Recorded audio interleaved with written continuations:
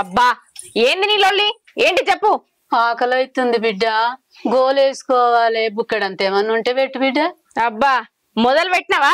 ఇట్లా తెల్లారిందో లేదో అట్లా ఆకలి అవుతుందా? ఆగరాదా జరసేపు? ఏమంత పని చేస్తున్నావు అని పొద్దుగాలనే ఆకలి అవుతుంది. మాలేసుక పొద్దెక్కింది కదా బిడ్డ. నీకెక్కితే మాకెక్కద్దా?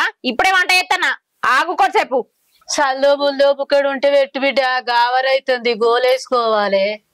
రాత్రి తింటుండగా బుచ్చాలకేసిన నువ్వు ఉన్నావని నాకు యాదికి లేదు, లేకపోతే నీకే ఉంచేదాన్ని. అయినా నువ్వు వచ్చి 2 వారాలకు ఎక్కువే, ఇంకా పోతలేదా? ఎన్ని రోజులు మా ఇంట్లోనే పడుంటావు? ఎన్ని రోజులని చేసి పెట్టాలి? ఒక్కొన్నే కన్నా ఏంది? ఉన్నారు కదా ఇంకిద్దరు కొడుకులు, వాళ్ళ ఇంటికి పోతేంది? పోదాం అనుకున్నా గాని శాతం అయితే లేదు బిడ్డ.